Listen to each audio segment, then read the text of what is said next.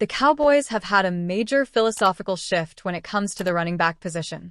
From 2016 to 2023, they had one of the league's most expensive backfields, and it was clearly a position they prioritized.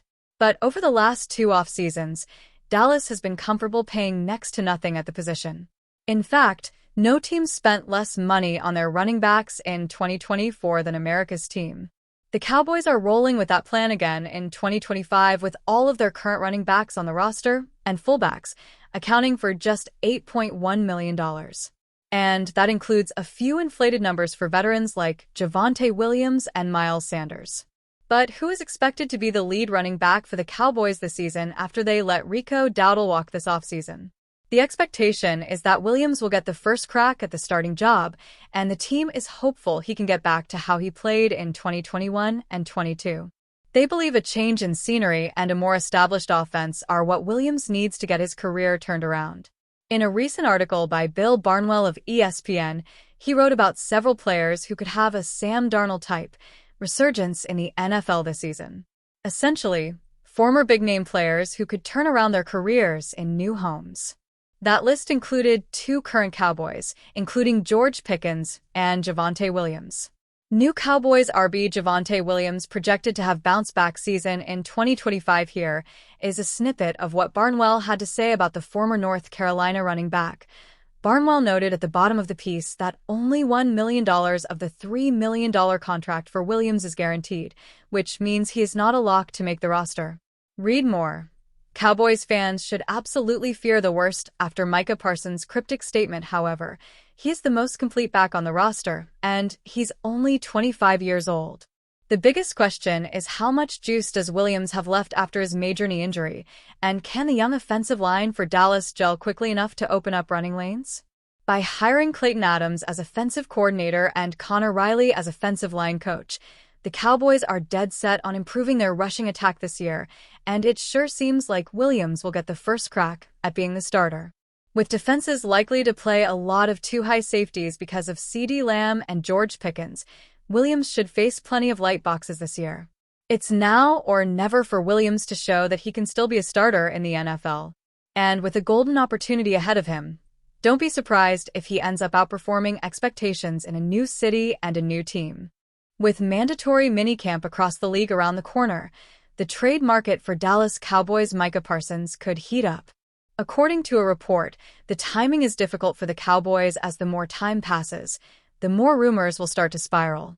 Parsons is clearly the team's keystone athlete and one that they can't afford to lose, but the waiting game is becoming hard as the Cowboys are figuring out how to compensate his next deal. Other pass rushers like T.J. Watt and Trey Hendrickson are in negotiation talks as well, and Dallas needs to act quickly before those deals are finalized if they want to strike a contract agreement on a fair price. Earlier this offseason, Parsons did mention he's willing to take a fair offer, but the Cowboys are prone to probably offer a bargain in their first contract. Last offseason, they saw star wide receiver CeeDee Lamb miss some time during camp, which ignited trade rumors. It motivated the Cowboys to get a deal before the 2024 campaign and avoid any distractions in the locker room. For the sake of this article, this is nothing new for Dallas as they're taking their time to come up with a new contract, but the bigger question is, how much time do they really need? After extending Lamb and giving Dak Prescott a massive deal, it will be difficult no matter what, and if Parsons decides that time is up, these four teams could take advantage and trade for him. After losing Poona Ford and Morgan Fox this offseason, the Chargers will look dramatically different in their defensive unit. The team signed Deshaun Hand, but he won't save this defense alongside Ter Tart, who is returning for another year at least. Khalil Mack still has one more year left in the tank, but it's hard to imagine he'll be the same if he's the only explosive defender. Micah Parsons could easily change this defense if Dallas can't come to an agreement on a deal and the Chargers have the cap space to compensate his new contract. Meanwhile, the Ravens don't have the financial resources to target Parsons, but the need is there.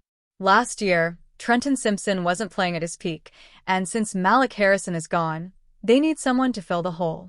While they could bring back Jadeveon Clowney, it's clear that Micah Parsons is the better fit to put the Ravens back in the Super Bowl, and that's where defense wins championships. It's a weird thing to note about a guy who's been to the Pro Bowl 5 times, but the track record says it's true. The acquisitions of Amari Cooper, every time, never quite work out very well. The Amari move of 2019? Nope, it didn't work out the way the Dallas Cowboys envisioned. Close but no cigar. His time in Cleveland, where Dallas trade dumped him. Nope, because the Browns eventually turned around and did the same with him in moving him to Buffalo. And that 2024 midseason Amari trade? That didn't work out the way the Bills has envisioned it, either, with the big name never really taking off in Joe Brady's offense. Granted, Cooper came in midseason and then had an injury, which isn't ideal when you're coming to a new team, as Amari was playing catch-up the entire time. So, he's a free agent. And has been for months. Teams that might have had an interest, including the teams that know him best, have gone in the other direction. The Cowboys had a need at wideout, and so they traded for George Pickens. The Bills had a need at wideout, and so they signed Joshua Palmer. And then they signed Elijah Moore, who used to play third fiddle to Amari in Cleveland. USA Today has been among the outlets not understanding what's happening here, recently writing, he offers a veteran presence and consistency for a team searching for a proven player to add to their receiving room. That's what some in the media and some NFL fans think. But as Amari turns 31 this month, the NFL is telling you, and him, their truth. Consider this telling review from one of his own former coaches. Amari is done. That's not me talking. NFL insider Matthew Berry of NBC Sports posted on X. That's from an offensive coach of a former team of his I spoke to at the Combine. Dallas is aware of what we at the time called shrinkage, when Amari simply didn't come up big enough in big moments. Buffalo had to think about the production that Amari gave them last year, as Cooper totaled just 297 yards and 2 touchdowns from 20 receptions in 8 regular season games, and had 6 games for 41 yards in 3 playoff outings. In a postseason during which he was essentially benched. When we add this fact, that in 6 of his Bills games, while playing with MVP QB Josh Allen, he had 12 or fewer yards. We're not saying Amari Cooper is done, but pending some team maybe calling him as a training camp move due to roster injury, the NFL is sort of saying Amari Cooper is done.